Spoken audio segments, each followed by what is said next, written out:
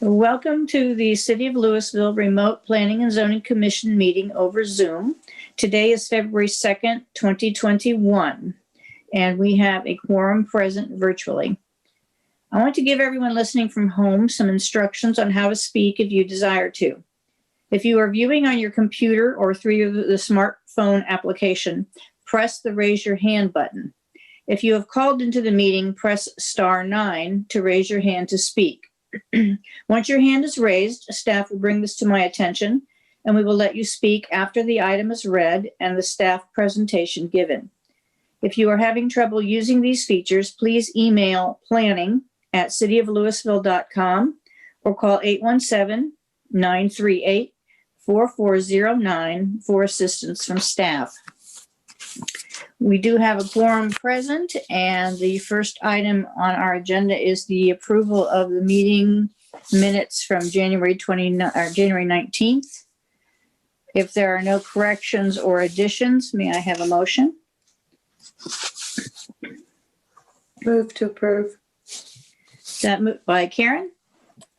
Motion by Karen. Do I have a second? Second. Second by Alvin. Go ahead and do a roll call vote. William? Aye.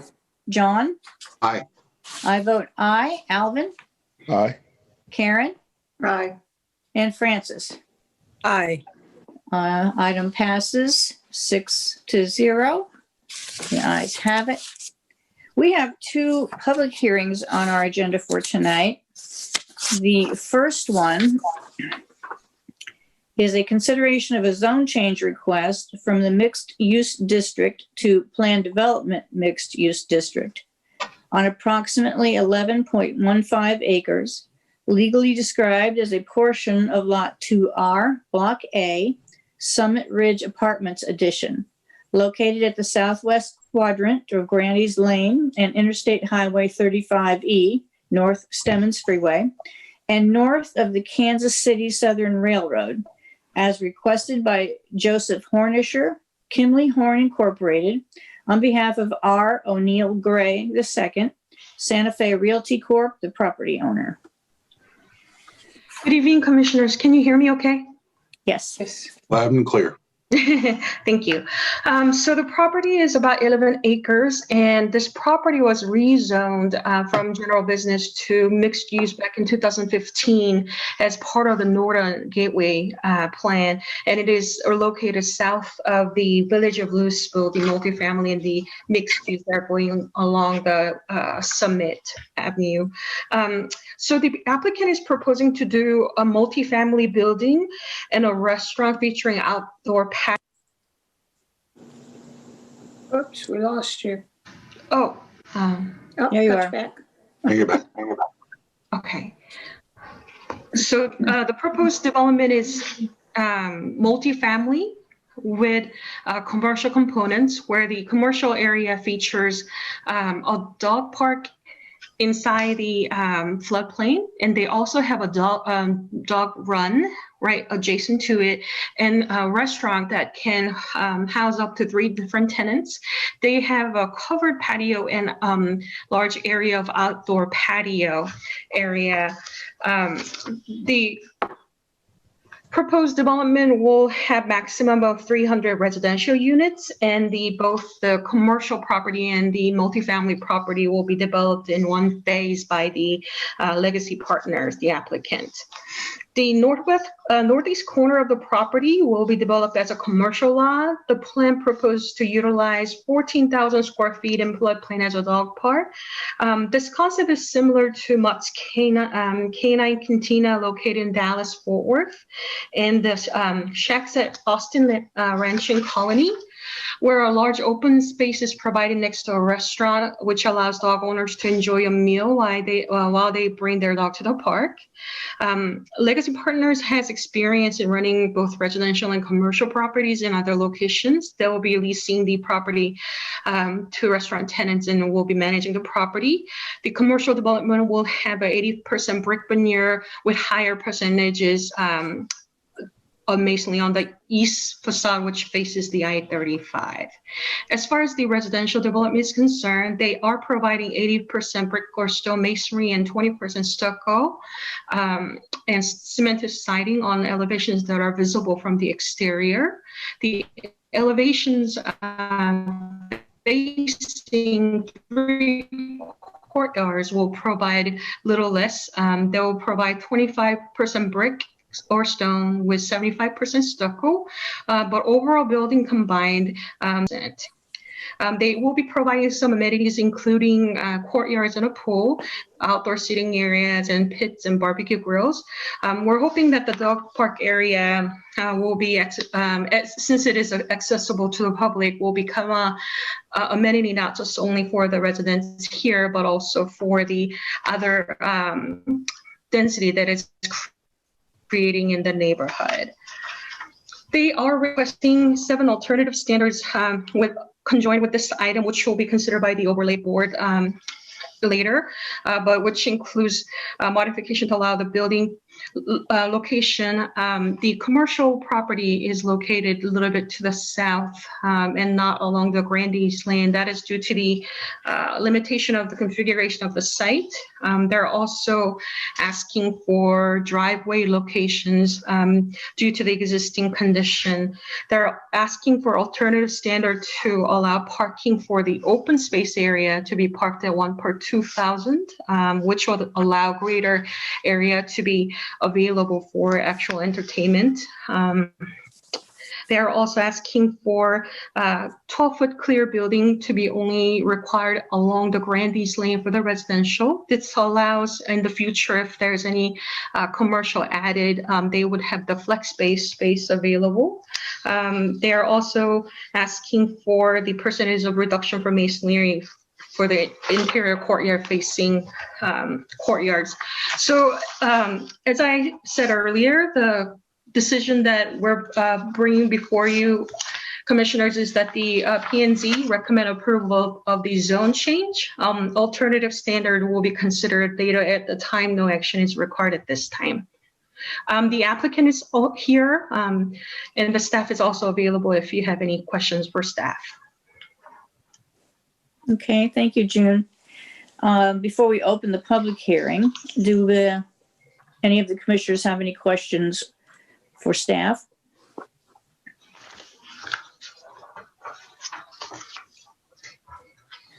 Okay, then I will go ahead now and open the public hearing. Referring back to my original statement when we started, if you wish to speak to, please raise your hand and staff will acknowledge.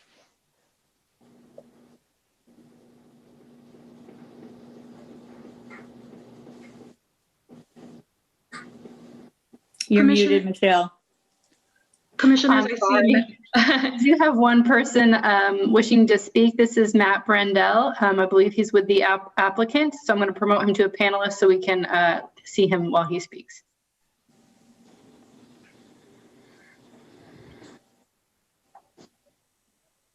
So I got that figured out. That work? There we go. Hello, Mr. Brendel. Hi, how are y'all? Good. Good evening. I just wanted to express our gratitude to staff for working so closely with us to get us to this point, and wanted to introduce myself and wanted to be here for any questions you might have. We're excited about the opportunity. We're excited about the mixed use component of it, and excited to bring something similar to the shacks to Lewisville, and really think it accomplishes what was set out with the objectives of the Northern Gateway Plan, and very excited to partner with the city of Lewisville. So available for any questions you might have, but happy to be here. I have one question for you, and I think maybe it's just a clarification. On the restaurants, will they also be eat-in restaurants as well as serving the outdoor patio? Yeah, so the concept is similar to the way the shacks actually was in concept. Was they talked about doing like a food truck concept, but they actually built the food trucks to be permanent locations. And so it's an opportunity for an incubator type restaurant. So think of a taco shop or hamburger shop or some small shop where you can walk up to the window and take the food out to the patio, or you can take it to the dog park while you're there. And so we see this as the dog park is the destination, and the restaurants are an amenity and a service to help support that destination. And there will be a location where we're anticipating live music on the weekends and Friday and Saturday and things like that to be an amenity as well. Regarding your question specifically about the interior, it'll be comprised of a commercial kitchen, and then there will be some limited seating inside, but there will also be the private patio that the restaurant can use for seating as well. Okay, thank you. Clarify for me, you said private patio. So those patios are only for that restaurant with access to the dog park? Yeah, technically it's probably a public patio, but the intention is for that restaurant to have use of the covered portion of that patio. And then there's also shared patio space for the public in addition to that patio. Thank you.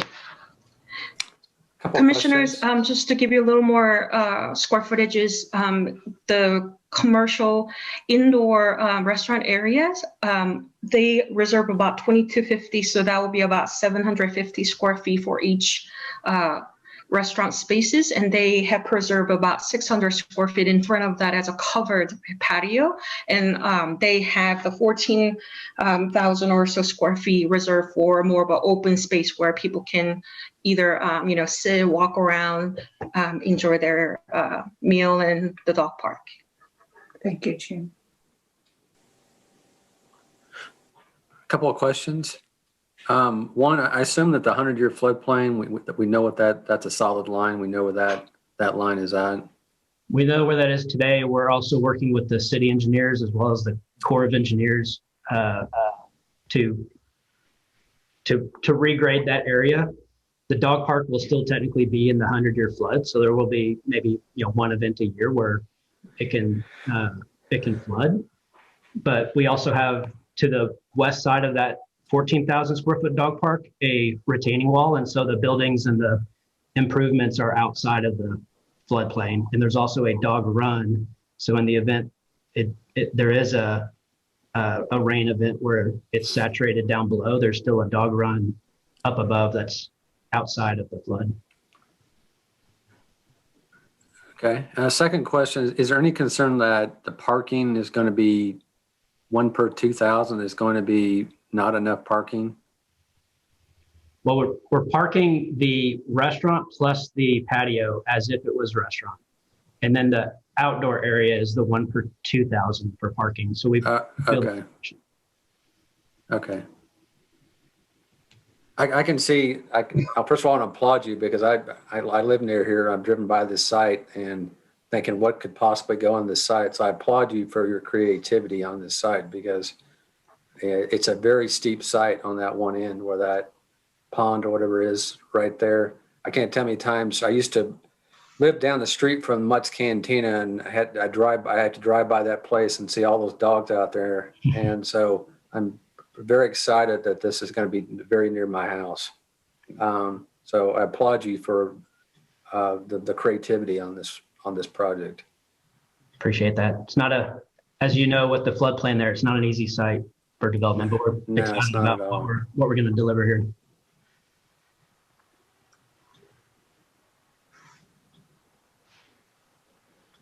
The dog park itself, is your group going to be responsible for the maintenance? Yes.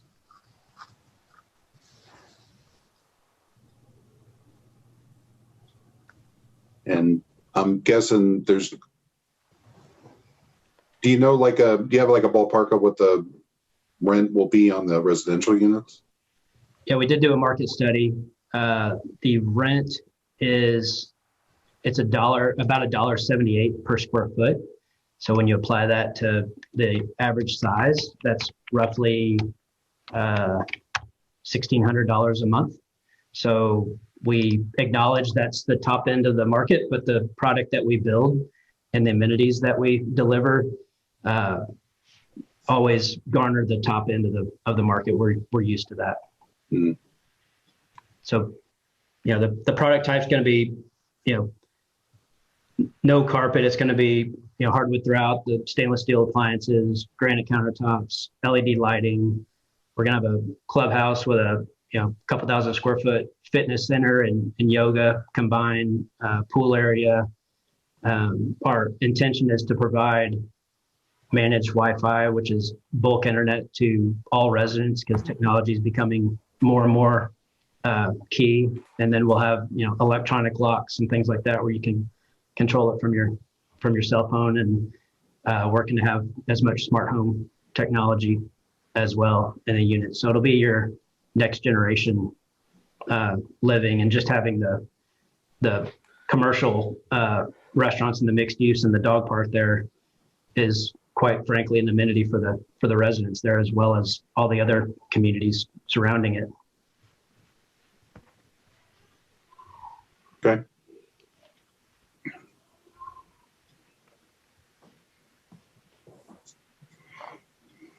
And then you didn't ask this specifically, but our anticipation for household incomes to be able to afford that is going to be, in the probably 70 to 80,000 a year is what we typically are around with that rent level. You could qualify for less, but what we find in our communities is that's roughly the average household income.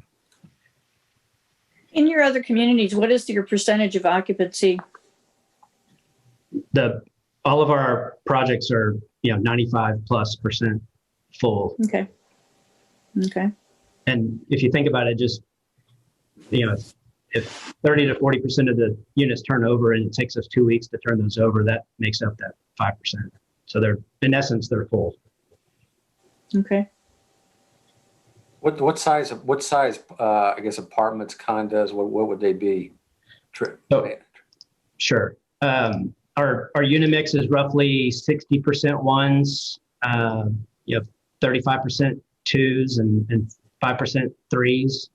The average size is a little bit over 900 square feet. So the one bedrooms range from 625 square feet to 925 square feet. The twos are in the 1,000 to 1,225 square feet. And then the three bedrooms are 1,300 to 1,500 square feet. So at 625 square feet, that's the smallest unit. What's the rent for that size unit then? $1.78, right? $1.78, 1,300. It'd be 1,300. The smaller the unit, the higher the per square foot. So the $1.78 I quoted is average. For the smaller units, it'll be over $2 a square foot. So it's $1,300 a month for the smallest. Okay.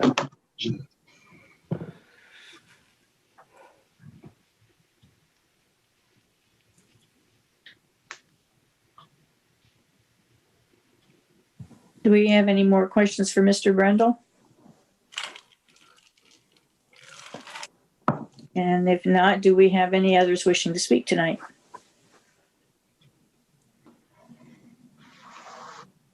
I don't see any other hands raised. No, Madam Chair, I don't see any more speakers this evening. Okay.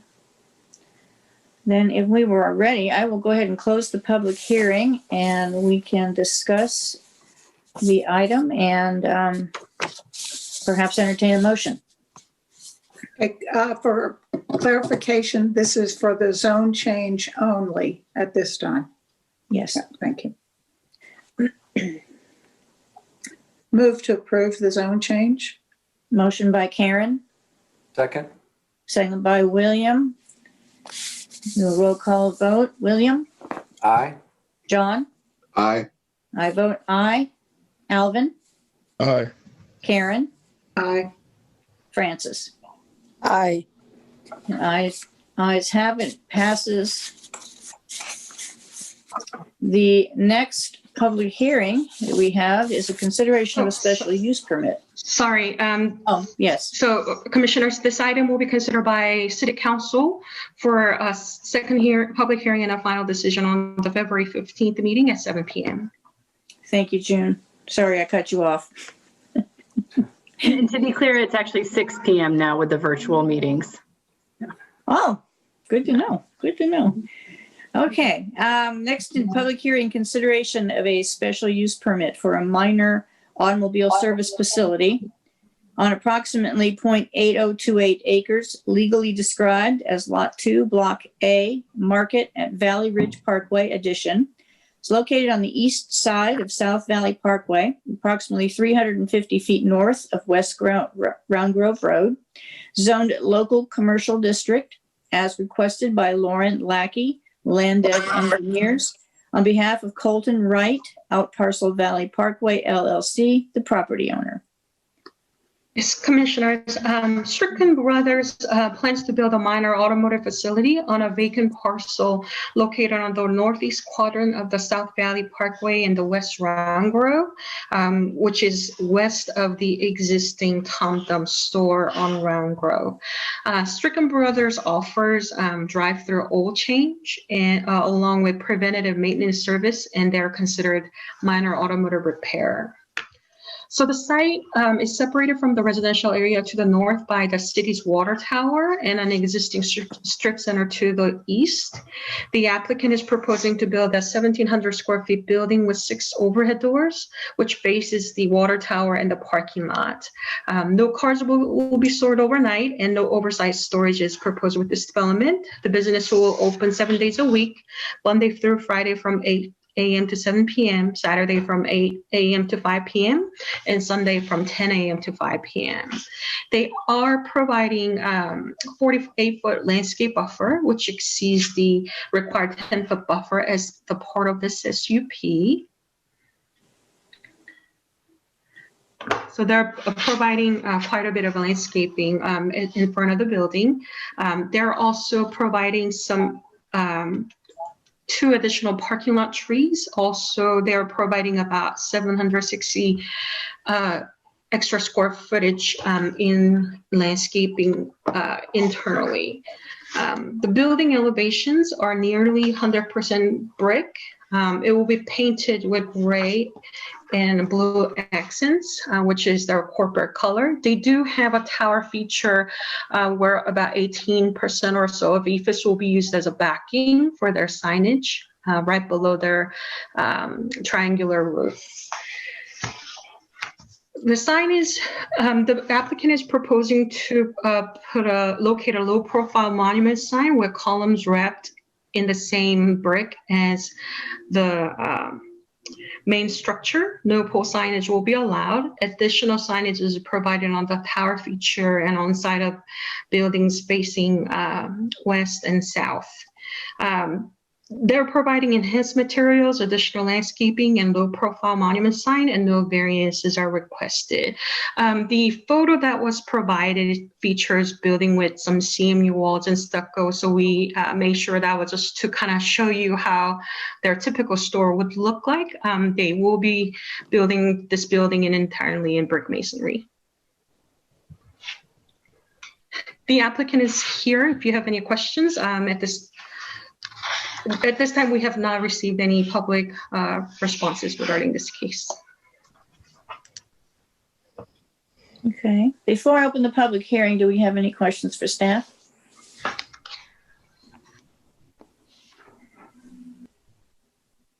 Okay. At this time, I'll go ahead and open the public hearing then. Anybody who wishes to speak, please raise your hand and staff will alert.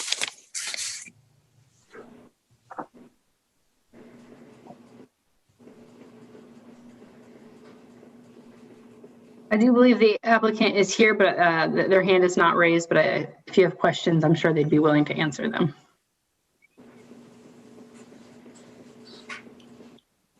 Okay, I don't have any questions for the applicant. Does anyone else? No. No?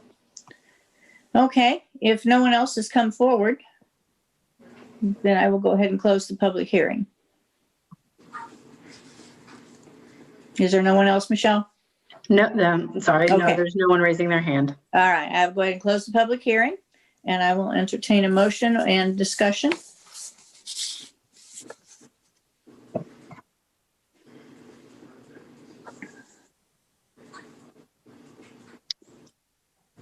Move to approve. Motion by William,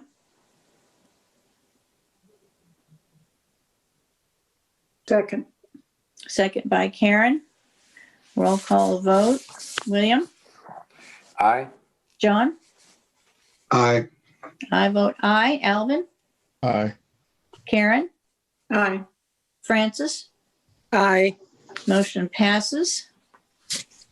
So this item will be considered by the City Council for the second public hearing and final decision on March 1st, 6 p.m. Thank you. The next item is the announcements. We will have a overlay board meeting right after this announcement, and then there will be a training of both overlay board and the Planning and Zoning Commission. And at this time, I'll go ahead and call to order the overlay board, and we do have a quorum present. We need to consider the approval of the minutes for the January 19th, 2021 Overlay District Board meeting. If we have no questions or additions, may I have a motion?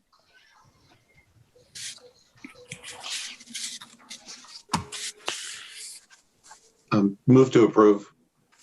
Motion by John, Second. second by Francis. Roll call vote. William? Aye. John? Aye. I vote aye. Alvin? Aye. Karen? Aye. And Francis? Aye. Motion passes. We have the first new business here is the consideration of 7 alternative standards associated with a proposed industrial building on a 15.753 acre lot legally described as Lewisville Square Addition, Block A, Lot 1A, located at 280 East Corporate Drive, zoned light industrial district, as requested by Austin McDaniel of Land of Engineers on behalf of Howard Aiken of Accurate Steel Fab, the potential property owner. Good evening, Commissioners. The Overlay District Board actually approved 7 alternative standards back on February 4th of 2020 for a 120,000 square foot office warehouse building. The new applicant is proposing a similar office warehouse with an additional commercial lot to the south of the proposed warehouse. They are re-asking for the 6 alternative standards that were previously approved, and they are requesting 1 additional alternative standard regarding open space requirement. There are 2 engineering variances listed. However, they will be decided by City Council, and no actions are required from the Overlay Board at this time regarding the 2 engineering variances. So the 6 alternative standards that are re-asking includes to allow the narrow end of the building to run along the street, and also for request to allow the block perimeter to remain unchanged, which is at which requires to be at 2,400 square feet. They're asking for a request to provide a cross-access easement rather than construct the cross-access. We request that the commissioners approve this with condition that the easement is provided, and I'll repeat this request at the end. The 4th of the 6 repeated alternative standards is to allow the northeastern driveway to be only 70 feet away from the adjacent property owner's driveway. The fifth one is for the alternative standards to request to park the office portion at 1 per 200 and warehouse portion at 1 per 2,000 square feet. This matches what would be allowed outside of the overlay. They're also re-asking for alternative standards to reduce the percentage of masonry requirement to 20% for the front and rear facade and 0% for the side facades. And the new alternative standard that they're asking is where you see the building in green with a smaller retail shop. The previous applicant had provided that area for open space to satisfy the 5% open space requirement. The applicant has agreed to dedicate a small triangle south of the parking lot to along the corporate for the city to create a trailhead. And they have also provided 15-foot wide trail easement through the property. These dedications will exceed 5% of the development. The master trail plan contains a public trail along the Timber Creek. This land would provide a valuable access point to the trail along the East Corporate Drive. The Parks Department will need to determine the best use of the space during the engineering site plan, engineering and design of the Timber Creek Trail when the final alignment will be determined. At this time, they are showing the trail easement to be provided with the location to be further discussed with Parks Department. They will be providing some screening of the loading area and outside storage with live screening. They are asking for variances due to the deceleration lane configuration and to pave over the water line. As I mentioned, these are going to be decided by the City Council and does not require the Overlay District Board action. Staff recommends that the Overlay District Board recommend approval of the alternative standards A, B, and D through G as presented, with the additional open space and screening provided on the concept plan, and recommend approval of the alternative standard C with condition that easement is provided. Do you have any question for staff? The applicant is here if you have any questions. I guess on item D, like the nearby property owner, do they have any kind of objection to the driveway? Not that I'm aware of. The engineering looked into the existing condition. Engineering staff was okay with the request. Okay.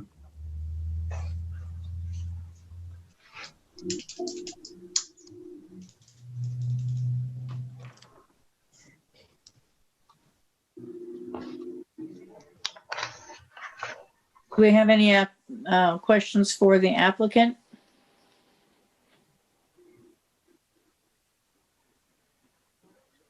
So how does the trail work? Is that deeded over to the city, or how is that captured? So the 15-foot easement will be provided for us. The Parks Department will build 12-foot trail and use the extra easement for maintenance in the future. The exact location of it has not yet been defined yet. The Parks Department is working to get that aligned and designed with their own consultants. Michelle, did you want to add anything? Yeah, so most of the trail itself will be an easement. The trailhead may be platted out, or it could potentially be done as an easement as well. And that way we have the right, and the public has the right to go through the property. It kind of gets complicated when you're splitting a property in terms of platting. So we might use an easement in this case, just to make sure that we're not creating undevelopable lots, which is never our goal. And who maintains the sidewalk? So the actual trail itself would be the city as a public trail. Since that's kind of our infrastructure we'd be putting down, they're just giving us the right to use that land for that purpose. Okay.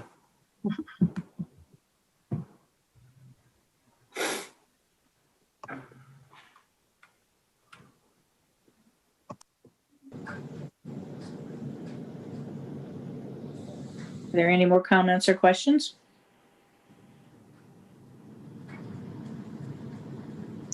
If not, I will go ahead and entertain a motion on this item. And I'm sorry, I did want to make one clarification. The variances from the LDR do need to be recommended by the overlay board. There is a provision in the overlay district that does require that.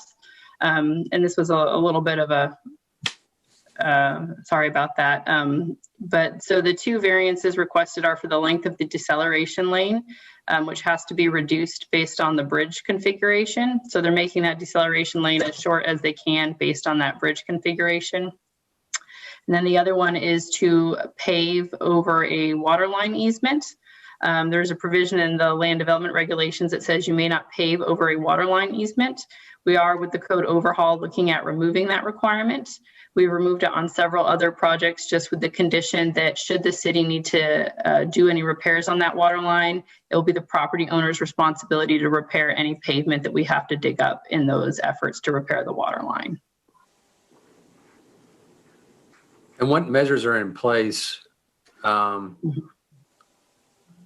happens if the property owner balks and doesn't, and after the fact, and doesn't want to do it? Is there measures in place to force them to do that?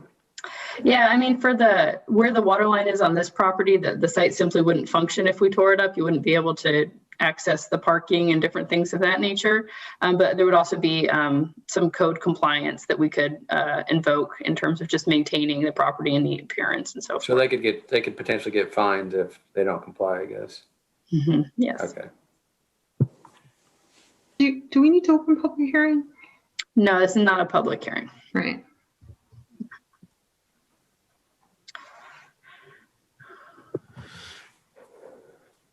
And I'm not seeing any hands raised from the applicants present.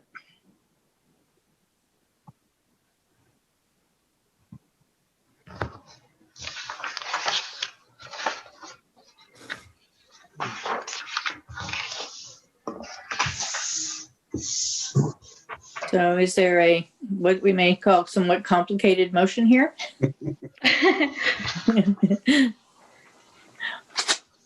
Let me see if I've got this straight. Move to approve A, B, D through G with C, conditional with the easement being provided, and the two alternative variances. Variances, yes. Perfect. Motion by Well William, done. Second. second by Karen. And we will have a roll call vote. William? Aye. John? Aye. I vote aye. Alvin? Aye. Karen? Aye. And Francis? Aye. Motion passes. The next item tonight is the consideration of the 6 alternative standards associated with a proposed mixed-use plan development on approximately 11.15 acres legally described as a portion of Lot 2R, Block A, Summit Ridge Apartments Edition, located at the southwest quadrant of Grandy's Lane and Interstate Highway 35, E, North Stemmons Freeway, and north of the Kansas City Southern Railroad. Currently zoned mixed use district with requested zoning of planned development, mixed use PDMU district, as requested by Joseph Hornisher, Kimley Horn, on behalf of R. O'Neill Gray, the second Santa Fe Realty Corp. Property owner. Thank you, Commissioners. So this item goes along with the Grandy's PD we looked at with the commercial component and the multifamily. And staff do need to request to make one correction to the report. We have listed item A, the alternative modification to request to allow the building to be located approximately 100 feet to the south of the property line. We listed it as the administrative modification granted by staff, but that actually has to be recommended by the overlay district board for city council approval. Is that A? Yes. Okay. So to go back to the alternative standards, they are requesting the location of the commercial property to be a little bit to the south of Grandy's Lane. The ordinance recommends that these buildings be located closer to the Grandy's Lane with a administrative modification that allows one row of about 80 foot preserved for the parking in a drive aisle. But as I mentioned earlier, due to the configuration of the site with limited frontages to Grandy's Lane, and also in terms of pedestrian walking through the sidewalk and using the dog park and reaching the commercial property, they're requesting the buildings to be located further outside the build to zone, and staff has no objection to this. And the overlay district board may recommend may make a recommendation to the city council on this item. The second alternative standard is to allow the two new driveways to be spaced at 200 feet. This is due to the limited frontage on the Grandy's Lane. Also, the apartment complex to the west already have a driveway very close to the property line for the applicant. The third one is an alternative standard to request to allow parking to be placed in front of the proposed commercial building. As I mentioned earlier, that it just makes better flow and pedestrian experience, and staff has no objection. The fourth is to request to allow outdoor entertainment area to be parked at 1 per 2,000. I know to clarify the earlier question about parking, the actual building and the outdoor patio will be parked at, I believe, 1 per 250 as the I-35 overlay requires for non-residential uses. It's just the outdoor area that they want to park a little less. But the restaurant and the patio space, the covered patio space, will be parked meeting the overlay standard for 1 per 200. The next alternative standard is to allow the minimum interior ground floor to be at 12 feet only along the Grandy's Lane, considering that the rest of the property is residential properties. The last one is an alternative standard to request reduced percentage of masonry to 25% for the facade facing the interior courtyards. Overall, the building, the multifamily building will be brick and stone 61.2%. Staff is here for any questions. The applicant also is here if you have questions for them.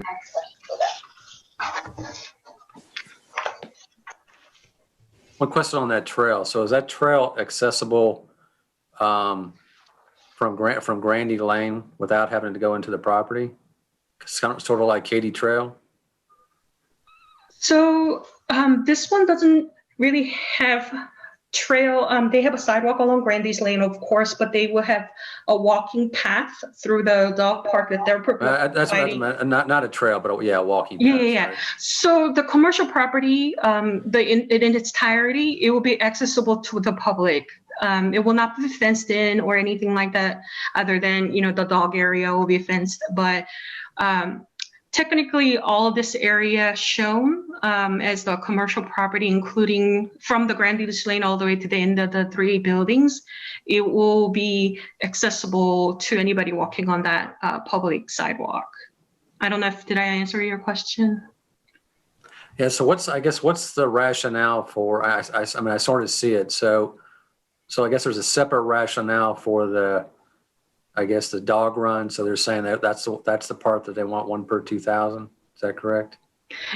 Yes, and including the outdoor patio area that's shown with the dashed line and surrounding the restaurant space. Okay.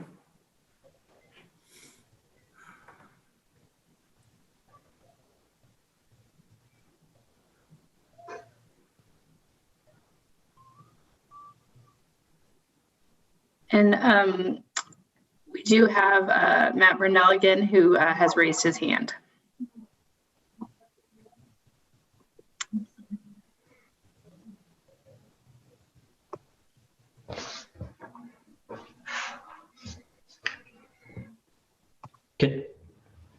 If you can hear me, I just wanted to clarify one thing June talked about. On the parking, we are parking it per the requirements, which is 1 per 300 for interior commercial space.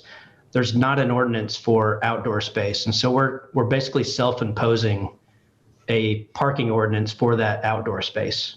So this is in addition to the typical requirements for parking commercial space, we're adding an additional requirement since we do have that large dog park. Okay, and that's good to know. Okay.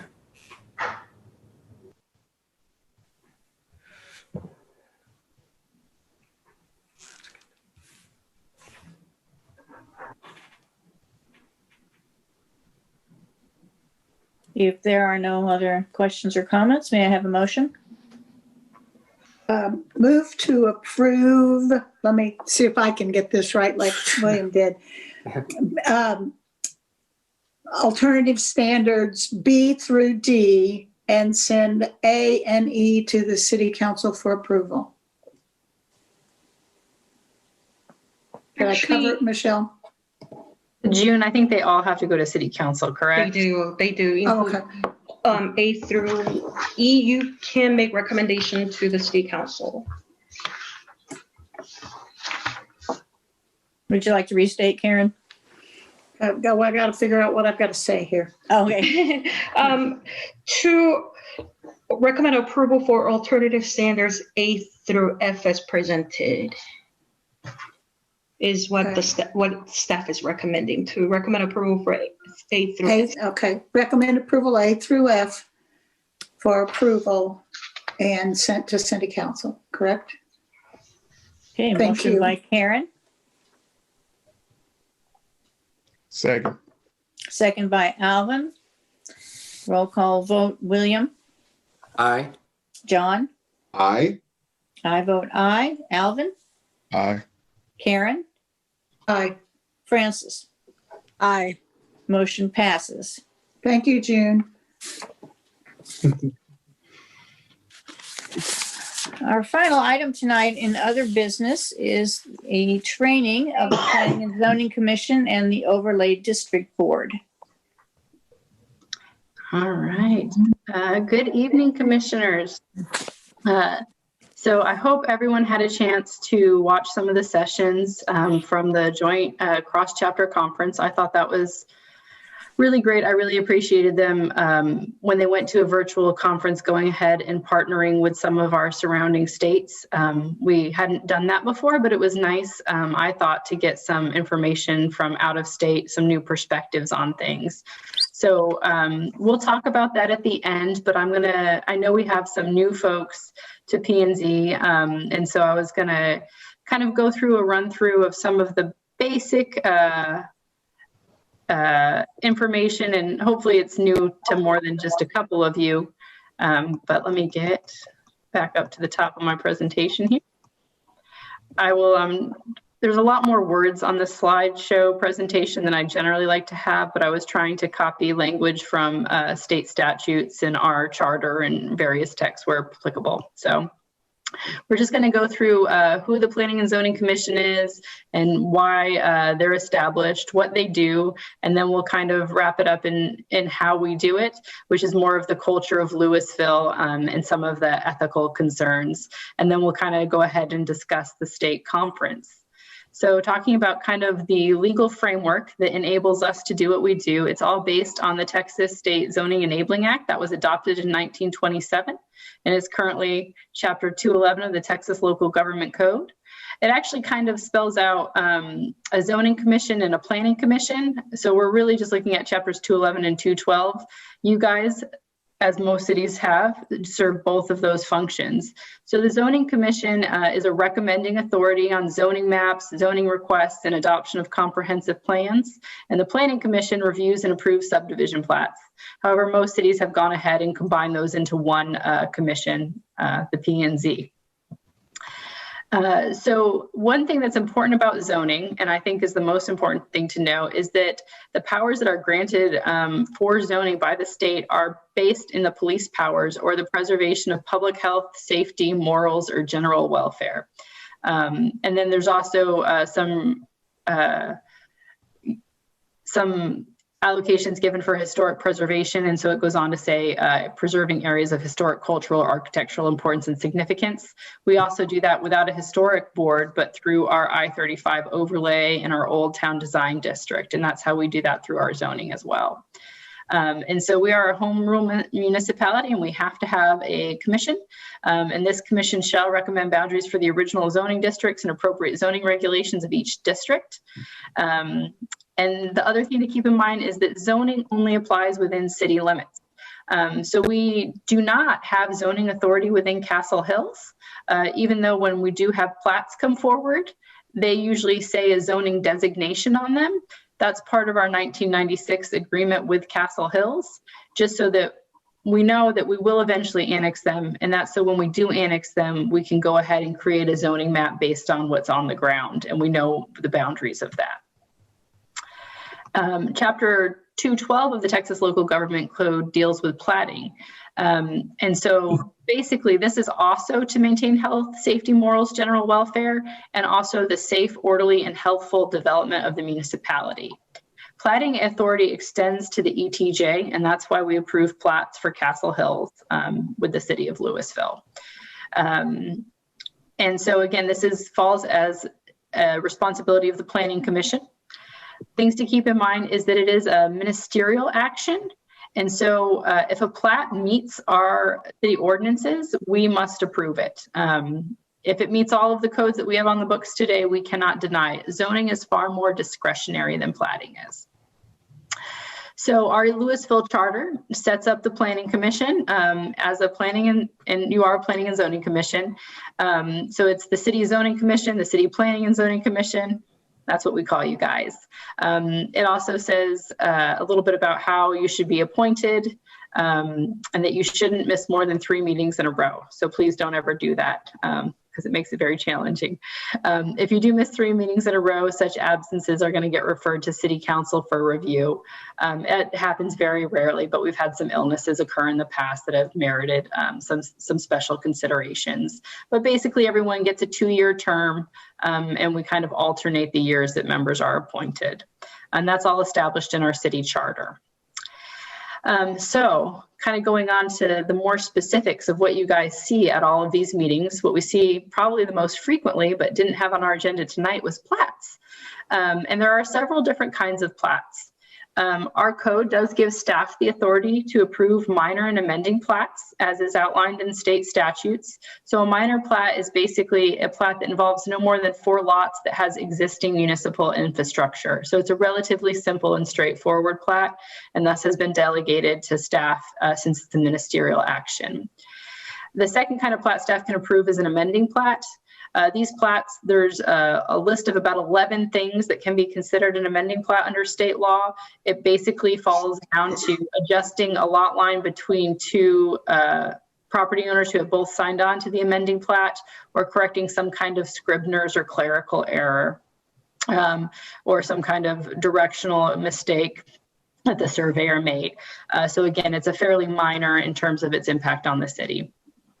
So the Planning and Zoning Commission is going to decide all preliminary plats, final plats, and replats. So a preliminary plat, we don't see a lot of these, but they are typically for a larger or phased development that's going to have extension of municipal services. If we're doing a whole subdivision that's going to have a number of streets and it's going to be built in phases, we will typically see a preliminary plat come in first. The purpose of that is that the preliminary plat will cover the entirety of the undeveloped area. And that way we know the phasing, we know that utilities will line up, we know that we won't be left with remnant parcels that we can't have developed. And then they will come back and they will final plat it by phase.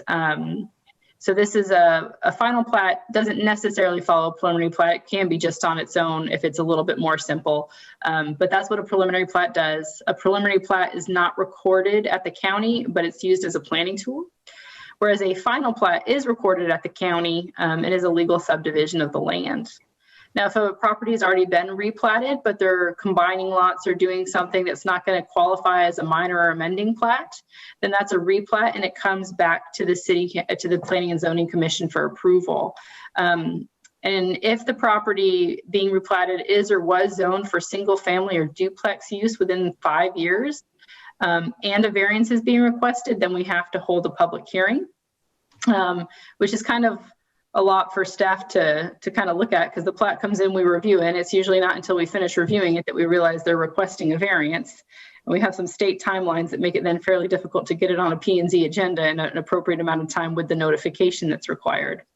But basically the plat has to be approved if there's no variance. But since there's a variance, the state felt that it's still reasonable to give the public a chance to weigh in on that replat. Although the only thing that could be denied by the Planning and Zoning Commission is the variance itself and not the plat if it met all of the code. I just think that's important to note, because I think one of the most contentious public hearings I ever had was a residential replat. And this was before the code was amended. There were no variances requested at that time, but state law required even with no variances, you hold a public hearing for a residential replat. and unfortunately, people just didn't understand why their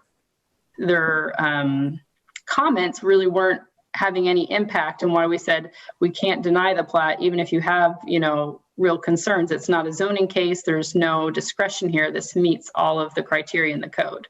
So it's just kind of an interesting quirk to note about what's required. But again, we do have to approve plats if they meet all of our applicable ordinances, and we have to do this within 30 days of the plan or plat being filed. What we typically do, as you all know, is it's very rare that we have a plat come in that meets all of our codes and ordinances the first go around. There's usually at least a few minor changes that are required to comply with all of our ordinances. And so typically what we do is staff reviews this within about 15 business days. We send the applicant back our written comments.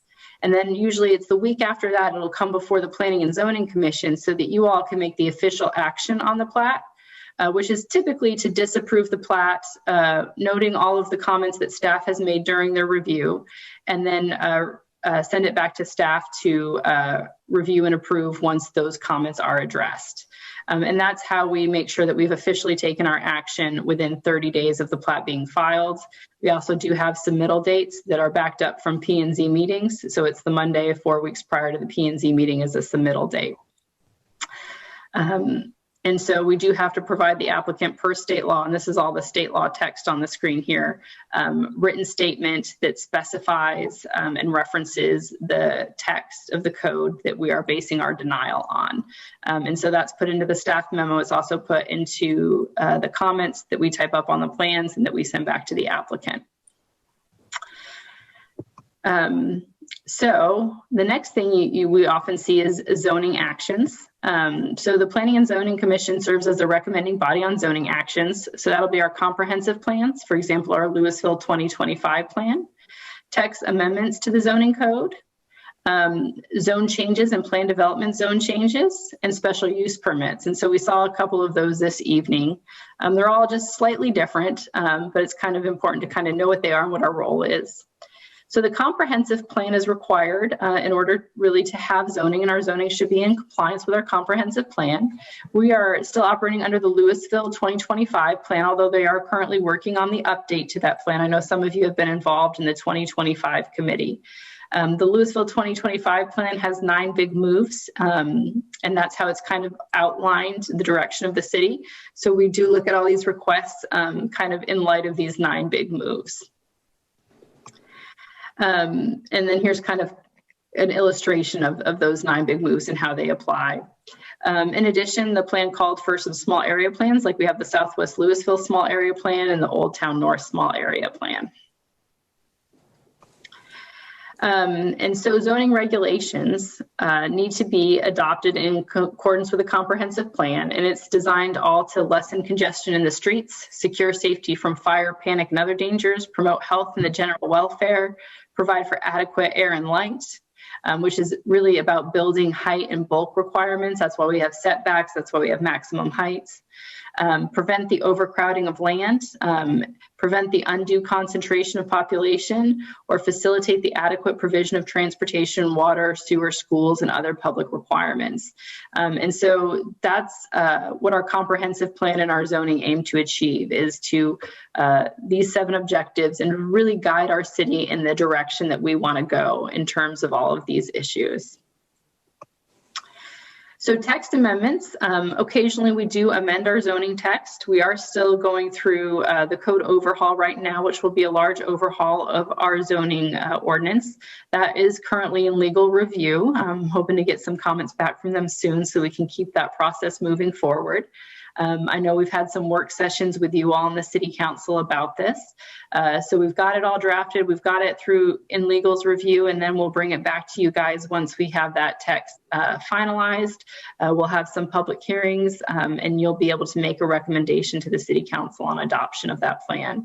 We're really trying to further a lot of the city's goals when it comes to environmental sustainability, facilitating development that fits with our comprehensive plan, and really adjusting ourselves to redevelopment, which is really what we're seeing more of in Lewisville now as we get more and more built out.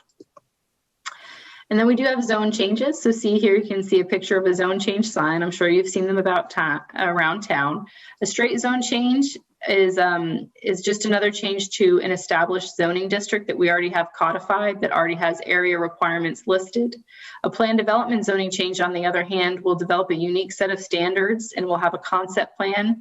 It's usually based on one or more zoning districts that are established, but it will make tweaks to them in other ways. It will add additional standards. And that's really just to allow for more creative and flexible design and development. And so that's why we saw that tonight. We had a kind of horizontal mixed use with kind of a creative dog park restaurant use. And they're trying to kind of make all of those things work together. So the plan development is really a great tool for that. Zone changes do require public hearings. They must be in compliance with the comprehensive plan. One thing that's kind of good to know is if a zone change is recommended for denial by the Planning and Zoning Commission, it requires a 3/4 vote of City Council or 5 out of their 6 votes to be approved. So that's the kind of weight your recommendation carries. I don't know if you guys knew that or not, but if you do ever recommend denial, it will require a supermajority vote of the City Council. With a straight zone change, you are not allowed to add any conditions because, again, this is a set of text of codes and regulations that we've already approved as the city, that the P&Z and the council have already approved as, yes, this is an adequate set of regulations in this zoning district. So you're really just looking at, is it appropriate that this piece of land be this zoning district or not? However, with a planned development zone change, there are abilities to add additional criteria to kind of work with the applicant to find the best possible standards to help that development be successful and meet their goals and the city of Lewisville's goals. Special use permits it provides a means for evaluating uses that are identified to ensure compatibility with adjacent properties. So there might be a use that might not be compatible, but with additional landscaping and with additional aesthetic improvements, it might become more compatible with the adjacent land uses. We also want to prevent intensely dominating an area, providing overcrowding of certain uses in certain areas. We know we've had a lot of that with automotive related uses on 121 and some other parts of town. So with the special use permit, we see very similarly, we see a concept plan, we see elevations, we see some of the same stuff we see as a PD, but we don't see those regulations because really we're just looking at, is this use appropriate at this location? Are there concerns? If there are concerns, is the applicant providing anything that will mitigate those concerns?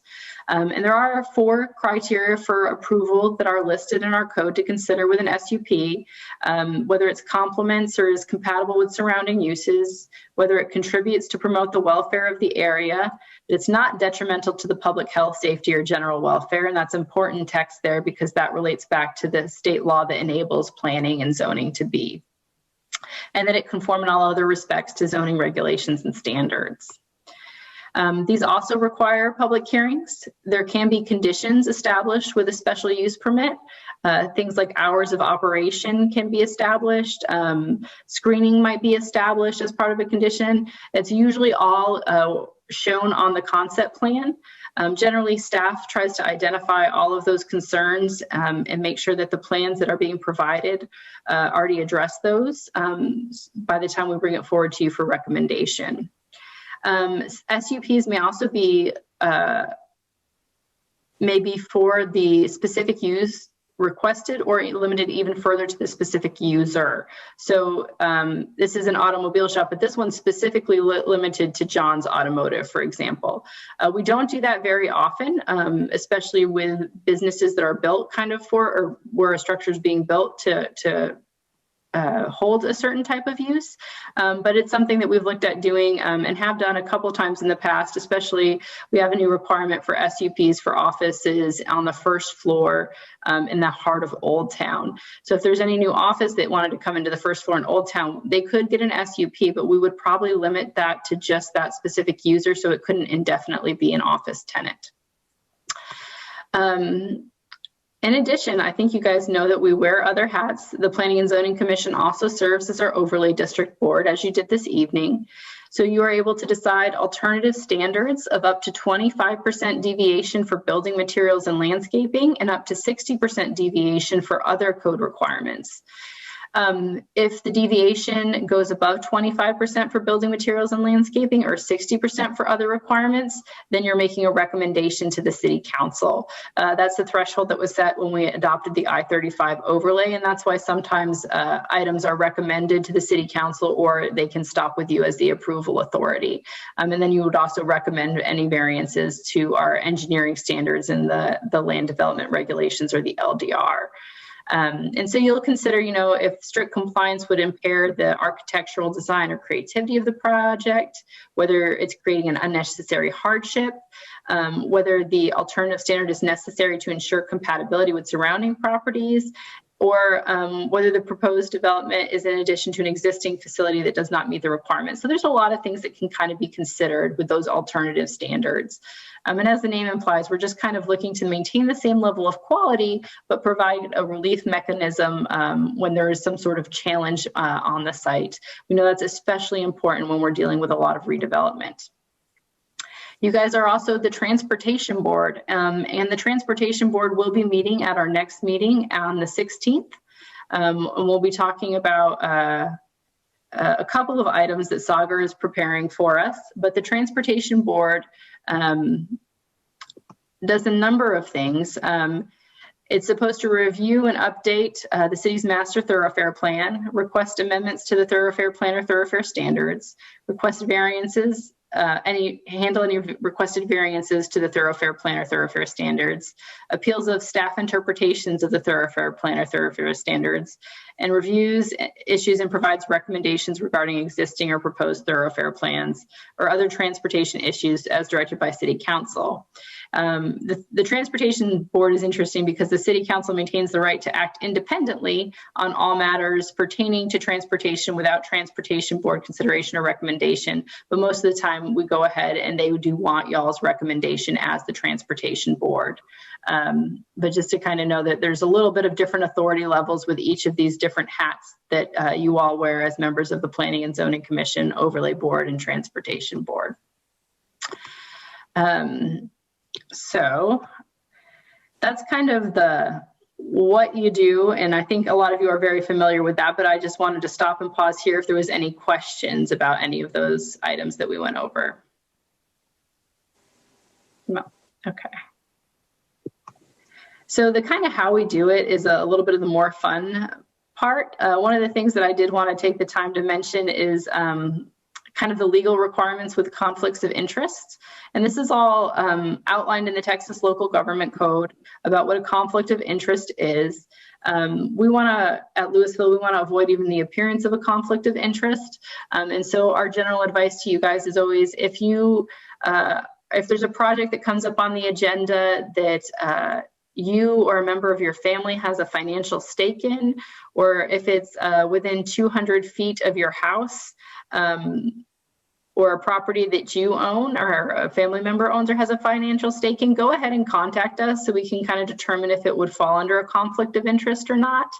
If it's a conflict of interest, it's pretty simple. There's just a form that you fill out, and then you'd recuse yourself from that item on the meeting agenda. When you recuse yourself for a conflict of interest, you do actually have to leave the room in its entirety. You can't just not talk and sit there and listen. If we're meeting in person, you have to physically exit the room and we'll come back and get you. On Zoom, you need to exit the Zoom meeting, and then I will email or text you when it's time to return to the Zoom meeting. So that's just something to keep in mind as we move forward. If you have a financial stake in any projects moving forward, please let us know. Or if they're within 200 feet of your residence, please let us know. So our ethical standards, I've copied here the aspirational principles from the AICP, or the American Institute of Certified Planners Code of Ethics, because this really does kind of frame what the ethical guidelines are for planning. And I'm really just going to talk about the aspirational principles, since unless you're AICP certified, the requirements aren't really binding on you anyway. And these, I think, do a really good job of showing where we want to be and what we want to be doing. So the first of our responsibilities is our responsibility to the public. So we always want to be conscious of the rights of others. We want to be conscious of the landowner's rights. We want to be conscious of the neighbor's rights and the rights of really all in the city. We want to have concern for the long-range consequences of present actions. So we don't want to think about the next 5 years, but the next 20 years. We also want to pay attention to the interrelatedness of decisions. And these two items are really why we do the long-range plans that we do, is so we can kind of anticipate what are our goals, what are the consequences, what actions should we take today, how do these things interact? If we make this change here, how will that impact? If we make this change in land use, how does that impact utilities? How does that impact traffic? We shall provide timely, adequate, clear, and accurate information on planning issues to decision makers and all affected persons. So we do want to be clear and concise in our communications. One of the ones that's really important here with the public hearings that we have is we want to give people the opportunity to have a meaningful impact on the development of plans and programs that may affect them. So we always do a lot of public input in any of our long-range plan development. And when we have public hearings here, I know public hearings in this manner are fairly intimidating, but we do our best to make sure that people do feel like they speak and that they can have their voices heard.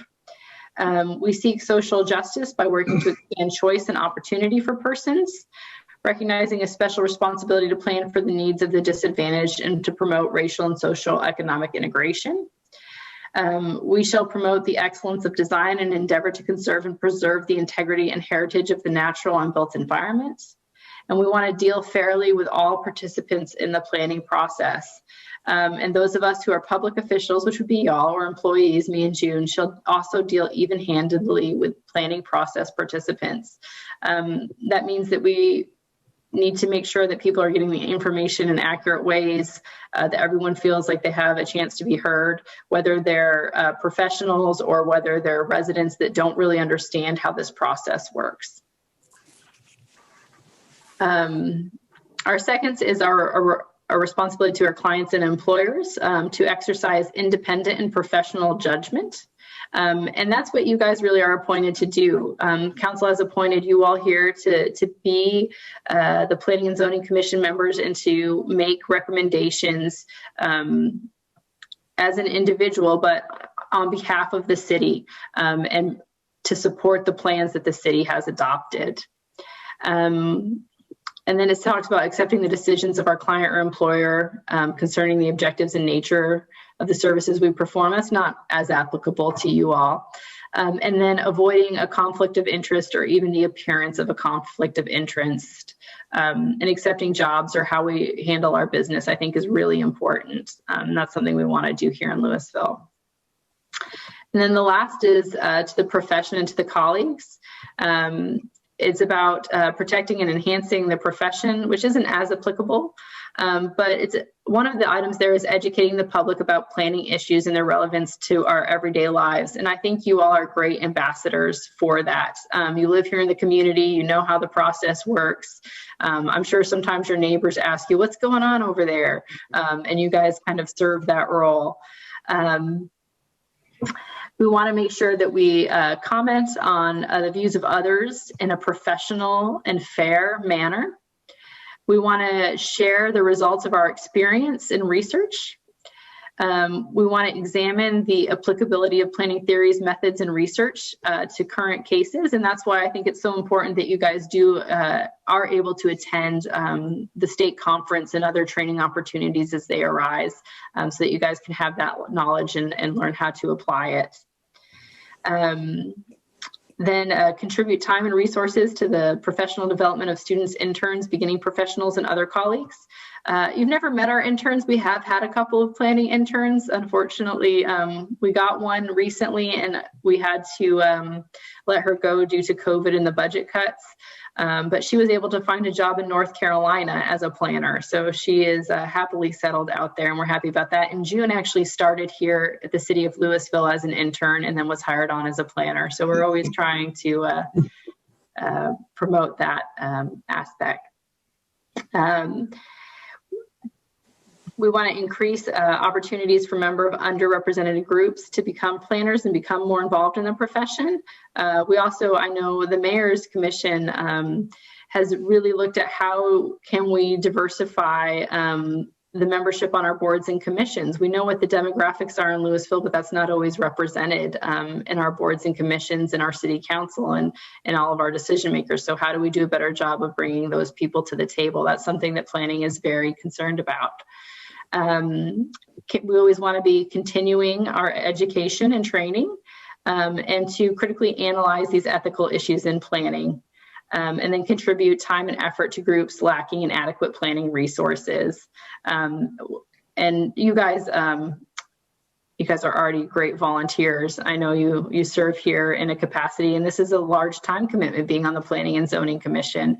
And your work is just very valued, and I want to make sure that we've expressed that to you, because I understand how much time it is to be on this board and to go through the packet and to be part of the process. The other thing that I wanted to present to you guys tonight, in case you aren't familiar with it, is the Lewisville Way. And the Lewisville Way is kind of an internal creed of the city and a motto and how we do things. It was developed, there was a kind of team of staff that kind of got together to develop this, and it was staff from all different departments and all levels of the organization. And it was, what do we want the culture here in Lewisville to be? And it kind of came up that it would be called the Lewisville Way, and it's really to value, serve, and build. And so what this means is we value people, and that we're stronger together because of our relationships and diversity, create the foundation for community and success. We want to serve every day, meaning we take pride in serving our community through teamwork, communication, and integrity. And we want to build our future.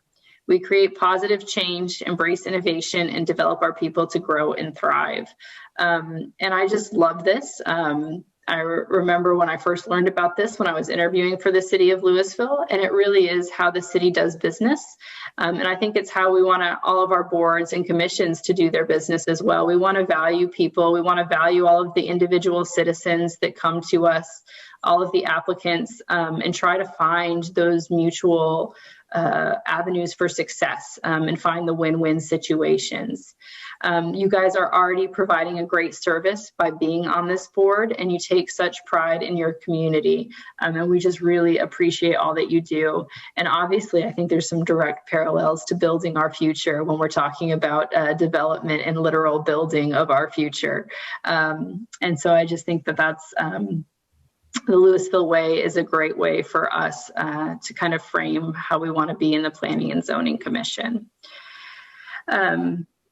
But that's, do you guys have any questions about ethics or the Lewisville Way? No.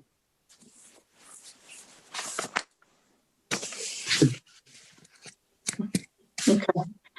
Well, then with kind of all of that done and said, I'll kind of turn towards the state conference.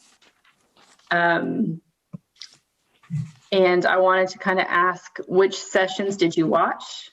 And then which stood out to you? And did you have any takeaways or lessons that you felt that we could apply here in Lewisville? Or did you see anything that you thought looked good and you're like, hey, I think we are doing something similar to Lewisville. We need to keep on going in that direction.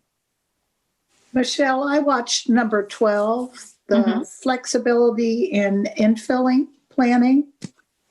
Yes, yeah.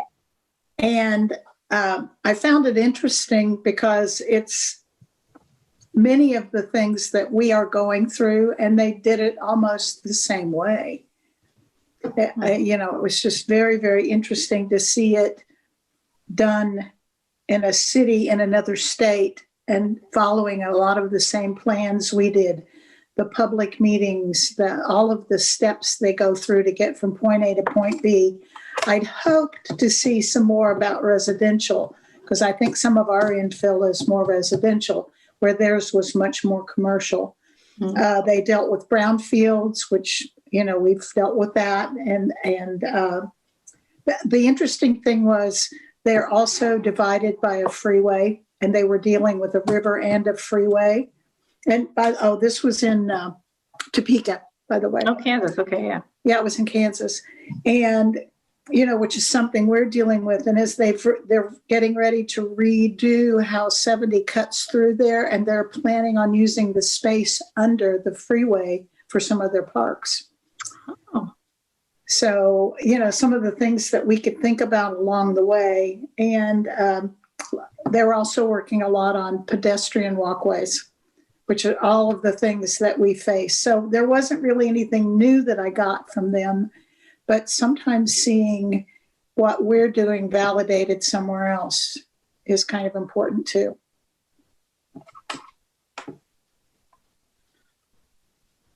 I And watched. that was my takeaway. Yeah. Love it. I obviously watched the roles and responsibilities for the Planning and Zoning Commission. That was one of them. What I took out of that is the people that were moderating that I thought were interesting, because it sounds like they were on the City of Dallas CPC, which I on my business life, that's what I deal with. I deal with the City of Dallas CPC, and some of the stories that I've heard that have come out of that are interesting, because it's a lot of things that we don't deal with in Lewisville. They have much more complicated issues to deal with, and I think they get involved in much more complicated situations with homeowners and commercial properties. I deal with schools a lot, so I've had to go to community meetings with the CPC and the city council that come to those meetings, and it gets very interesting. And we don't really deal with. I don't think we really deal with that in Lewisville. So I think it really makes you show appreciation for, you know, this city and how it's run. And the other one I mainly obviously watched was the COVID changes from access to zoning. Maybe a little biased, but since it was James Kuhnke and Richard and some of the other people that we've seen over the last few years, it was obviously very interesting to listen to some of the things that they talked, and especially I think they talked about was, which we don't get to hear about, is some of the things that you all have had to deal with from COVID happening. And I thought it was interesting because I've had this thought too about the different platforms and how they all work, and which ones you guys ultimately ended up going to, and how and I think what I got was you end up using three or four, depending on the different person that were being talked to. Like GoToMeeting, which I don't particularly like, so I guess you all use that one. But We did, and then we got Zoom. Yeah, I'm more used to Microsoft Teams, which I kind of like. I started out with Zoom, but I actually like the Microsoft Teams platform. That's just my personal choice. But I thought it was interesting the way that I think it was Kimley Horn basically analyzed, you know, how they were getting information out to different people because of COVID. It certainly, I know the conference had a large focus on COVID, as I think everyone did this past year. It did change quite a lot. But it was interesting to see. I mean, we've been communicating with, you know, our neighboring cities and, you know, cities where we have colleagues that we've known from, you know, past experience. But it was nice to go to the conference and kind of, again, like Karen said, be a little bit validated in some ways, that a lot of people were ending up making some of the same or very similar decisions as we were. Appreciated that. But yeah, it has been complicated for everything and everyone, hasn't it? It's for me, who I guess probably wasn't as technology capable before. I certainly am now. And having a laptop at home and now a wireless printer, I pretty much can do almost everything I could do at work except for large scale printing and save time. You know, I still miss, I guess, like everybody does, the face-to-face contact that I had I deal mainly with schools. So I missed, you know, I get more out of talking to them personally than over a Microsoft Teams meeting, and I can talk to them better. But, you know, you get used to what you have to. But also is there any push to try to revoke the 30-day rule for comments? No. I thought that's No, as a matter of fact, there was actually a request to the Attorney General from the gentleman that drafted that and promoted it. I think if anything, it will get strengthened as opposed to revoked. And what is you all's opinion of the 30-day rule? Well, I really don't mind the 30-day rule in and of itself. I just think that the way it's drafted kind of makes it hard for us to work well with developers, because I think what we were doing before, we were giving them the comments as thoroughly as we are now. We were just making sure it was all teed up before we went to P&Z. It actually does end up saving them a little bit of time this way, because instead of working with staff till its approval and then waiting for the next P&Z meeting, which would be a week to 2 weeks later, as soon as staff says yes, okay, then they can go forward. So they might save a week or two doing it this way. I think the way that we've found it it's working for us. At a staff level and from talking to applicants, they seem to be fine with it. They always, the first time through, they're a little bit like, but you're disapproving it. We're like, we know we're disapproving it, but just make the revisions and resubmit it. And it's just the way the game is played now. So. Okay. I also watched the one for the COVID changes. And one of the things that, I think we've always done very well in getting out and communicating with the public and getting their input. And we certainly did have to do it in a different way. Certainly had a big pivot there. But I guess I'm really fascinated by how much this is going to change how we do business going forward generally. Will we continue to have a mixture of remote and in-person type of meetings and interactions? I'm not sure how I got on this list, but I'm getting contacted by a group called General Code. I don't know if you know who that is, Michelle. Yeah. But I've attended a couple of their webinars, and they've been very interesting too in how they're engaging the public. They haven't specifically mentioned COVID so much as just the challenges and how different municipalities are interacting with the public in this particular way. I find it all very fascinating. It is certainly troublesome at times. It does require us to be flexible, but it's definitely very interesting. I think you'll see that that you won't get rid of this Zoom anytime soon. I can already see that. For me, it's going to save me time if I'm, especially if there's which we haven't had a lot, a snow day or something like that, or you can certainly still get stuff done.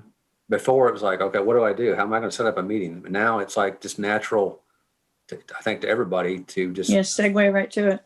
I can go to my appointment calendar. I got Microsoft Teams already plugged into the calendar. I just hit one button, send it out to my email people, and I have a meeting. It's just amazing the technology that's happening in almost 1 year's time. It's extrapolated into a funny extent. I was talking to my second grader granddaughter yesterday, and she had to leave because she had an assembly with her school, which was on Zoom. She comes back to me when she's finished teaching and showing me the magic tricks that she learned through the Zoom meeting on her assembly at school. So it's like, it blows my mind. Like, magic tricks?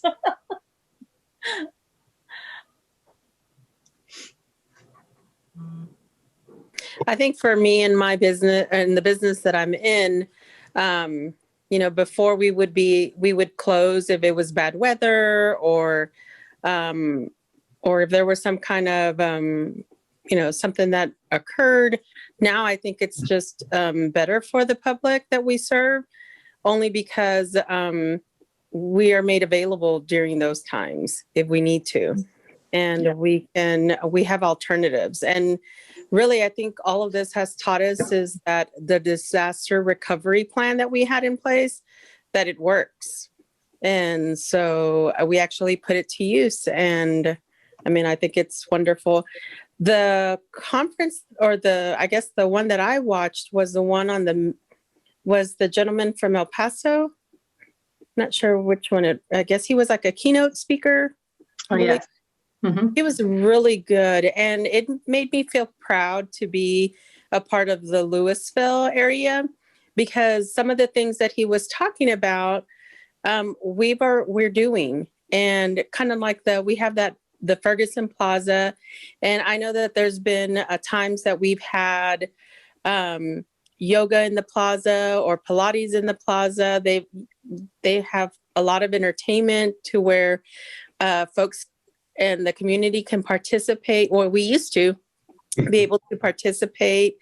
And then they were also talking about the bicycle trails that I started seeing out there by the, I guess it's on Valley View and the Civic Circle. Mm-hmm. So I was seeing some of what he was talking about and already knowing that we've already adapted those things. So I kind of felt like we were already ahead of the plan, and not necessarily, it just gave me some recognition that, hey, you know what, the city is really doing wonderful. So I commend the city for all its efforts in trying to engage the community. I know that there's work to be done, but I think we're on the right steps. Karen, you're muted. It's the validation that I was talking about. You know, the same thing. It's like we're kind of ahead of the curve. We got a long way to go. Yeah. But we are seeing what other people are just finding. I think too, I think you're going to get a lot more public engagement, because if you have an event or something going on, a lot of people can't get out. They're stuck in their house, but they may be able to do this. In what limited winter time we have, if we schedule a meeting, who wants to get out? You can. So I think I think you're going to see more public input having some of these sessions like this in the future. Mm-hmm. I think we had already moved to kind of always incorporating some kind of online outreach, but I think that's going to be augmented. This just propelled that forward leaps and bounds, and I think that's always going to be kind of part of our planning process moving forward. One of the things that I really liked about the conference is there were several sessions that kind of talked about the importance of open space and trying to provide equity and access to open space. And that just really brought to me the importance of Lewisville's 10-minute walk to a park goal, which is really being kind of pushed by our parks department and led by them. But it's really great that June and I get to work with them on that as developments come in. And we're having residential developments come in to make sure that they're, providing some kind of open space and occasionally dedicating land to the city to be hopefully a future open space that people can use. So that's just really great. And I think the pandemic has also just highlighted how much those community open spaces are important to people and how much use they get, and how those local shops, even the 15-minute walk to like a little neighborhood shop, those shops tended to do better and not get, so overwhelmed with, toilet paper purchases as some of the larger shops in some places. So just kind of the importance of having those amenities and resources in our neighborhoods. I think that was a big takeaway for me from the conference.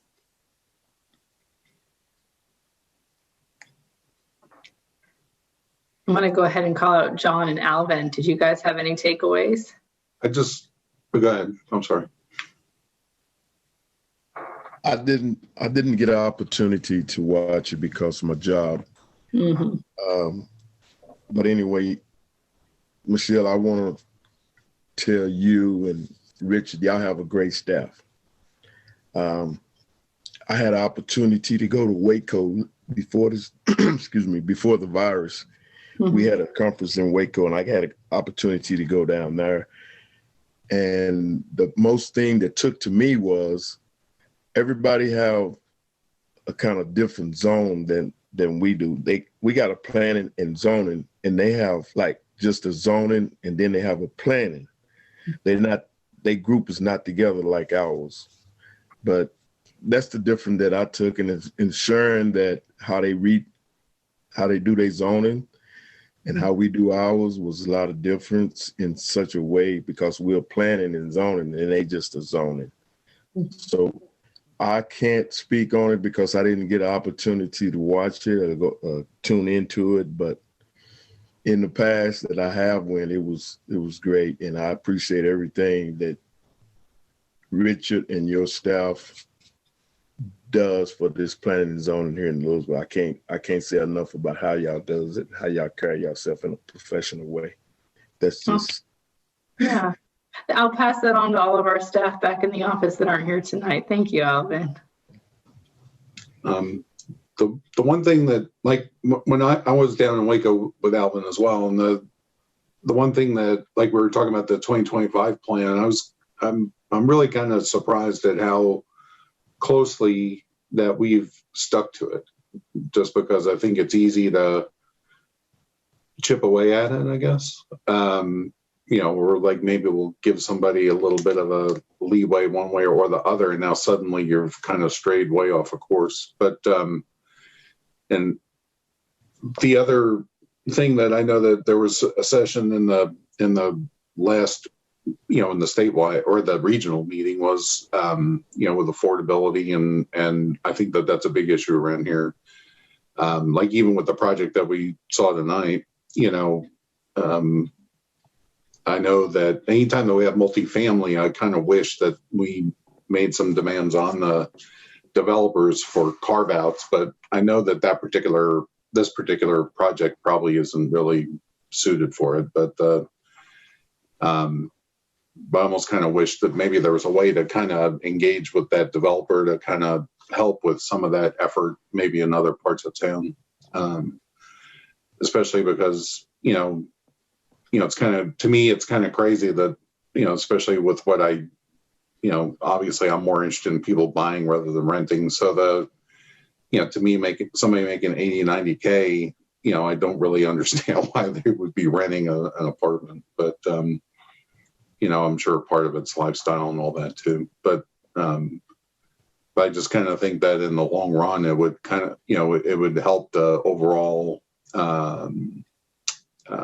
economy, because you have to have, a diverse workforce. So I know that, there's, if you go around town, any retail or restaurant or something, like even now, they're all looking for help because there's just not enough staff, and, nobody's going to be commuting an hour to come sling coffee at a Starbucks, so I just think that, everybody thinks, developers seem to think that they're not going to make money if they do that, but I really got to call BS on it. And I kind of wish that, maybe we, I know that, that especially down in Waco, that seemed to be the major story down there was affordability. And I just think that maybe in certain cases, we've kind of lost that opportunity. No, I agree with you, John, too. I was hoping maybe this guy was going to maybe this developer was going to come to the table with some more affordable, and it's affordable too. It's somewhere in the below the 1,000 range kind of a situation in some of the units. But I understand I understand too that they're providing a lot of amenities right in that place.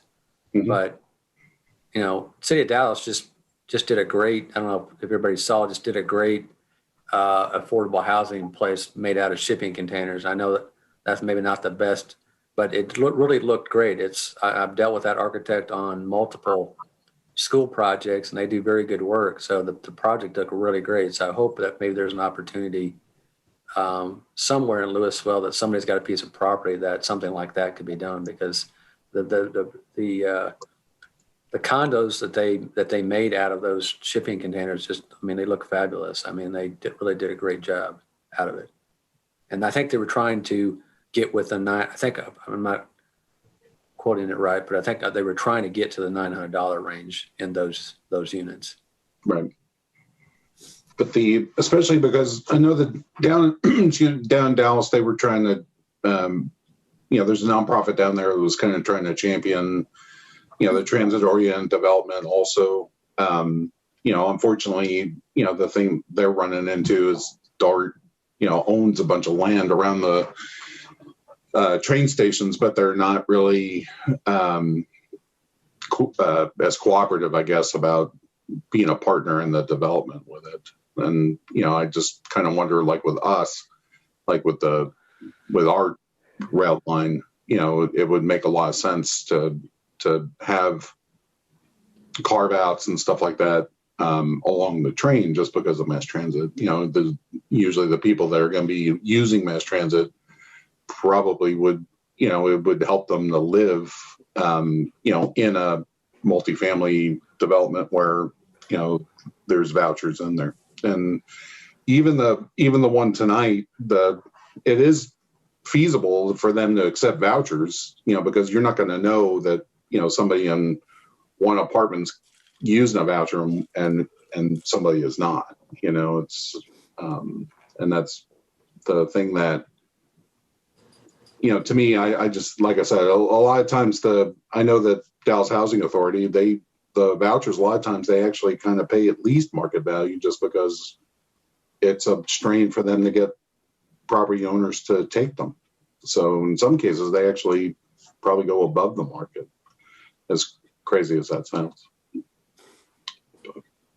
But especially because of the, you know, I just think that we're kind of you know, it's funny, like our, you know, with our neighbors that are surrounding us, you know, it's kind of funny to me in a way, the general perception that they have, but you know, but I think that our little city is, you know, it's diverse and it's well run, and, you know, we don't carry a lot of debt, and, you know, I think it's managed very well. So, you know, but, you know, but like I said, you know, especially with the trend, you know, just because, you know, the median home price has gone up, you know, quite a bit very quickly with all the migration. So, but that's why I kept my app shut, just because I already knew the answer. But but, you know, I just, like I said, I just think that, you know, there's probably other opportunities in other parts of town that, you know, redevelopment would really, you know, work pretty well. So John brings up a good point. I mean, I was thinking the same thing, that $1,600, I mean, that's like a mortgage for me. So I wouldn't. It's more than that is my mortgage. Yeah. Yeah. Well, my thought was like, is that something that we would be able to say to the developer? I mean, or is that like taboo? Or, I mean, usually this is my first year in this committee. Mm-hmm. So I kind of keep my mouth shut some of the times, because I don't want to like stick my foot in my mouth and say something that I shouldn't. But no problem. Brings up a good question. I mean, is that, you know, we were all, I don't know if we were all, but I know I was thinking it, and John was thinking it, and somebody else was thinking it. So is that something that we could say out loud, or is that not allowed? I have before.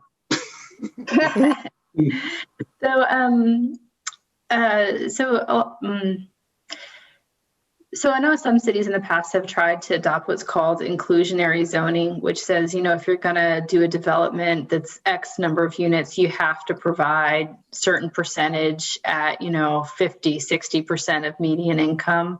That is prohibited. We're not allowed to do that as a blanket statement. We can do it in different ways, like we can enter into economic development agreements and provide potentially different incentives, but we can't necessarily require it as a part of our zoning text. With a plan development, if this is something we know that everyone is interested in, and I think this is, I know the city's also working on a housing study to kind of identify really, you know, where all the needs are in terms of, you know, what percentage of market rate are we really deficient in, and John could probably tell us off the top of his head because he just does this all day. But we're kind of getting it. Not as much anymore, but yeah.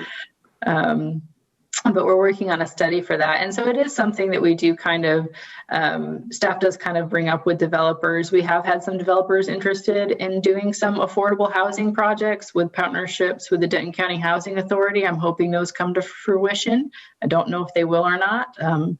We told them that we'd really love it if they could do it in the Old Town area, again, building off kind of that rail station thing. So hopefully we do see some of those moving forward, because we have also recognized, you know, that this is an issue across North Texas, housing affordability, just with the way that home prices have just gone up tremendously over the past few years. We need workers for those businesses we want in town. Right. Yeah, obviously, I think if you read the community impact newspaper at all, you can see that we're still, I guess, on average, way up more affordable than Flower Mound or Highland Village. Right.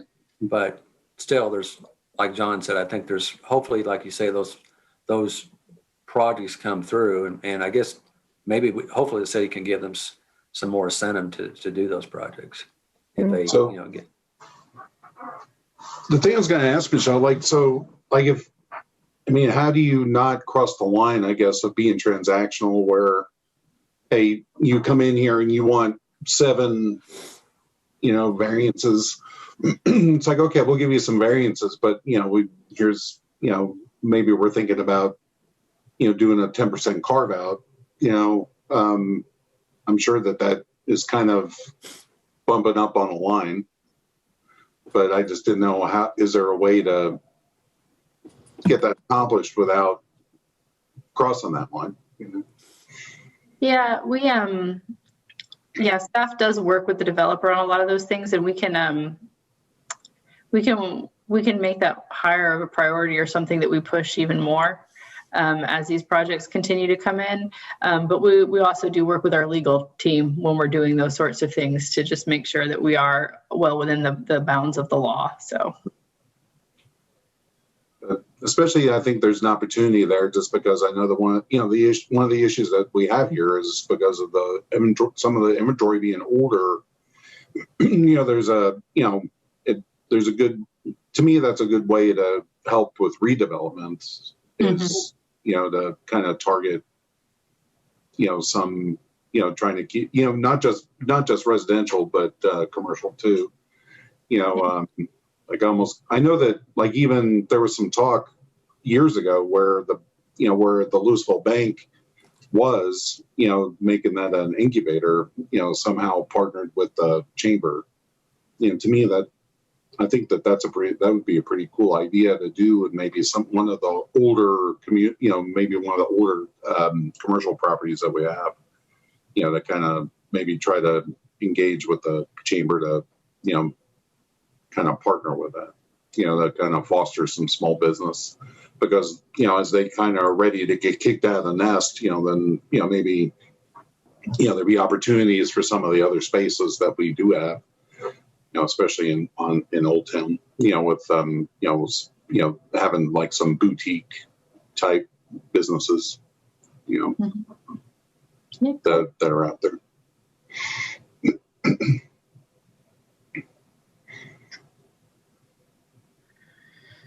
it is a tough nut to crack, but it's certainly something that right. Because the hard part with this whole thing is getting all the spokes in the wheel. There's a lot of people that want to participate, but getting everybody, you got to get an awful lot of parties pulling together, and it's not easy, believe me.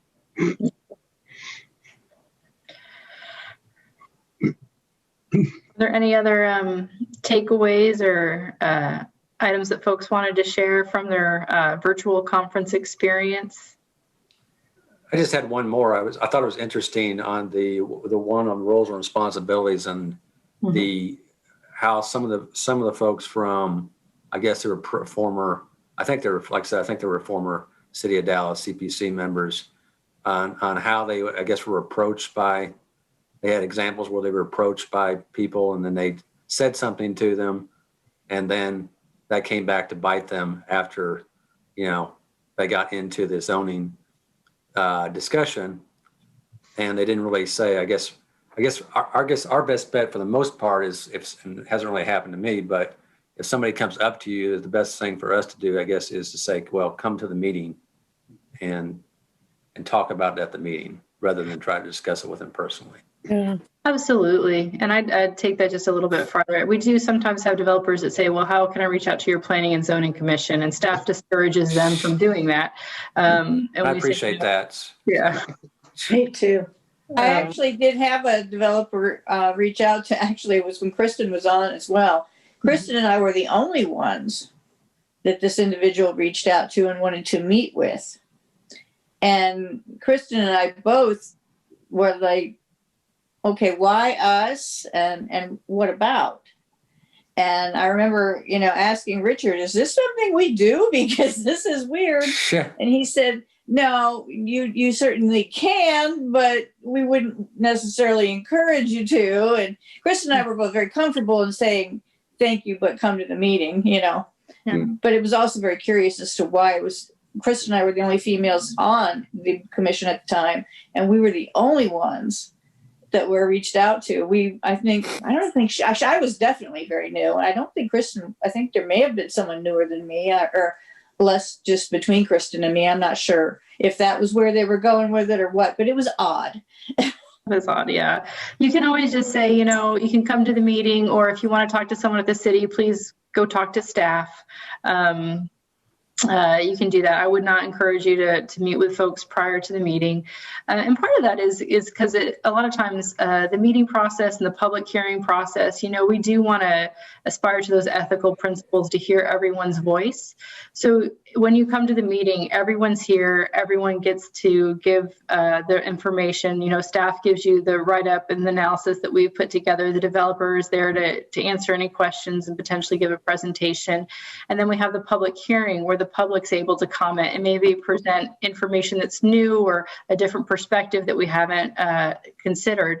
And so I just think it's always important to really wait until you make up your mind about a case, or really say too much about a case until you've heard all of that information and we've had the public hearing. And then after the vote, or after the discussion's ended and you're just kind of having your group discussion as the commissioners before you make a motion, then to kind of give more of the opinions, because like you say, if you give an opinion to somebody prior to the meeting, it can come back to bite you.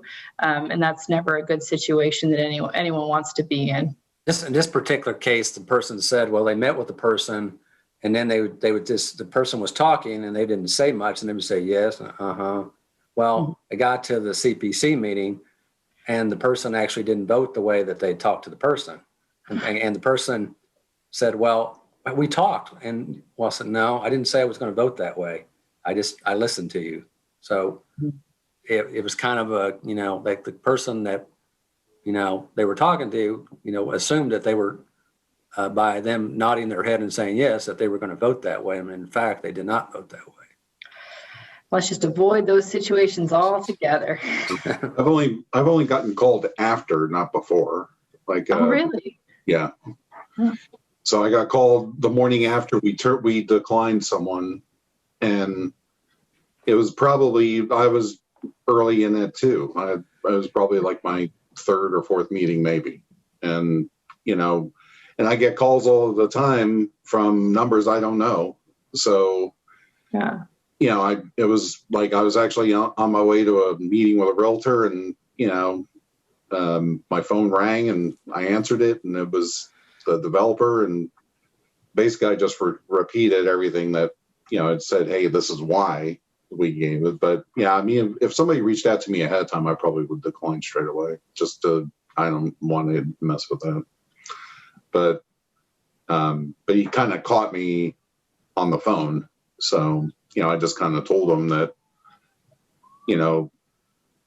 we were pretty, everything that was said in the meeting was basically what we talked about. There wasn't anything that he didn't know. And I've told other people too that, there was, I know there was a church that a friend of mine is involved with, and they kind of bought a building without doing their due diligence. And, I told them, my advice would always be to get with you guys first, because you'll walk them through, what's kosher and what's not. Yeah. So, and that's always I just think that it seems that the developers that do that kind of work in partnership with the department, and have a much better outcome than, those that are just kind of figuring out, well, what's the problem, and especially before you go, buying some real estate. Is a great example of helping to educate the community about the planning process. Mm. And we always encourage you to send folks to us if they have any questions. Absolutely. Yeah. Anything else that anyone wants to talk about this evening? It's getting near 8:30, which I know is very late for us. I've been working California time, but the only one thing that I was going to ask was, I know one of the things we brought up was, updating or making changes. And it just so happened that my neighbor last night asked me about this. So the thing that it's an issue is, street parking, in a residential neighborhood. So, but I guess, and I know that we talked about this the last time that we had a joint session with the council, about making some changes. So I just didn't know what is required in order to change an existing, because I live in an old neighborhood. So, is it even possible to make a change to, any kind of zoning rule about that? Yeah. Because it does become a safety issue. So, we are looking at changing that and requiring, a percent or a certain amount of visitor parking per unit, whether that's on street or off street or a combination of with the code overhaul, especially for front entry neighborhoods, because the driveways really reduce where you can park. Unfortunately, if and when we adopt that standard, it won't be retroactive. So it's not like old neighborhoods would have to comply with it, just be considered legal non-conforming, because a lot of times in old neighborhoods, it would really be, I don't know how we would go back and add that parking. It would definitely be on a case-by-case basis to see what are the constraints particular to that neighborhood, what options are available to us. A lot of those older neighborhoods, there's no HOA lots, everything's private property. So you have the right of way and you have private property, and it may be that there's something that we can do within the right of way when it's time to redo that street, potentially, to redesign the street section a little bit, potentially. But it really is just going to depend on all the situations specific to those existing neighborhoods, because a lot of them are different as the standards changed over the years. And then some are front entry and some are rear entry, and that'd make a big difference too. So. Yeah, some have alleys, some don't, all that kind of stuff. Yeah. So. But yeah. Go ahead, John.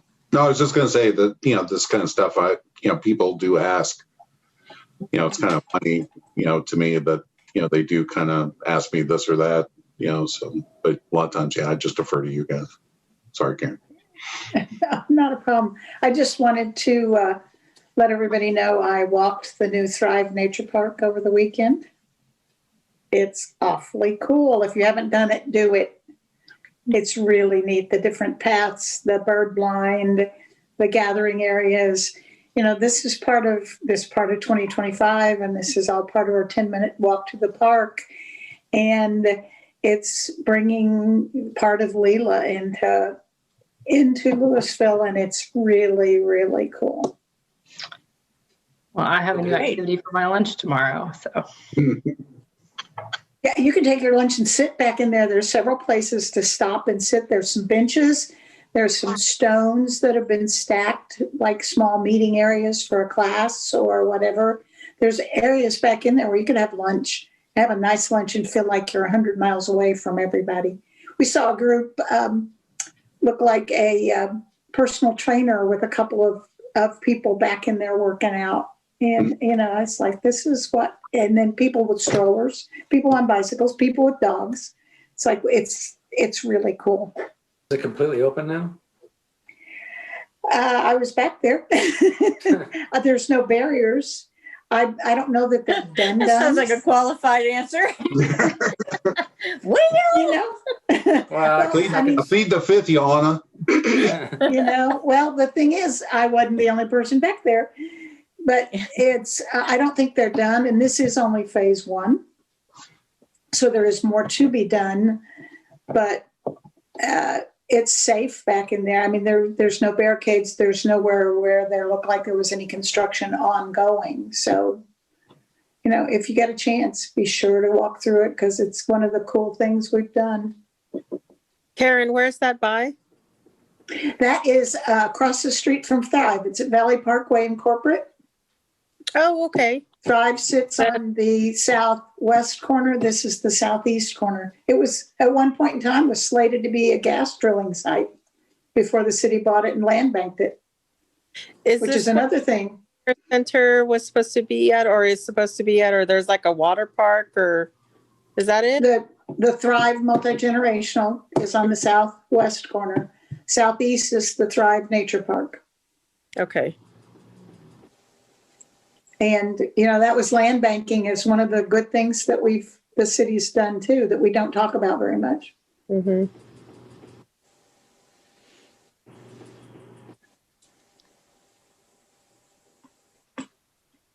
All right. Well, I think that pretty much wraps up our discussion.